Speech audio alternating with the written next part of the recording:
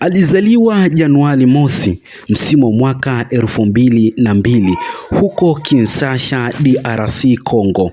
Nafasi yake uwanjani anacheza kama attacking midfielder. Ni miongoni mwa wachezaji wanaimbwa sana kwa sasa hivi, kutoa pasi za ajabu mithili ya kwamba anatumia lula. Ana urefu wa mita 1.65. Mgongoni anavaa jezi nambari 34.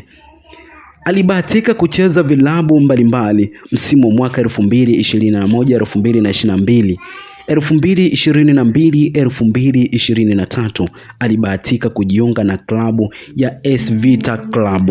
Msimu wa mwaka 2023 hadi msimu wa mwaka 2025 akabakia tena katika klabu ya AS Vita Club. 2024 klabu ya wekundu wa Msimbazi Simba wakaamua kuinasa saini yake. Mpaka hivi sasa msimu wa mwaka 2025 ni miongoni mwa wachezaji ambaye bado amesalia katika kikosi cha wekundu wa Msimbazi Simba. Ni miongoni mwa wachezaji wanacheza vizuri sana. Ni miongoni mwa wachezaji ambaye iliyosaidia timu ya klabu ya wekundu wa Msimbazi Simba kufika hatua ya nusu fainali kwenye michuano ya CAF Confederation Cup.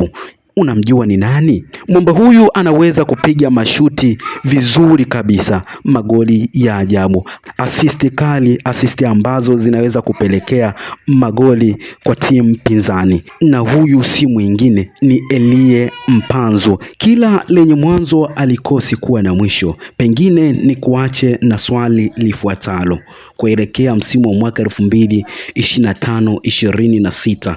Je, Elie Mpanzu ataendelea kusalia katika klabu ya wekundu wa Msimbazi Simba au atatimka zake? Mwandaaji wa makala hii na kuleta kwako na mimi Razak Mkuruma. Hii ni Simuridhi Zahiri TV.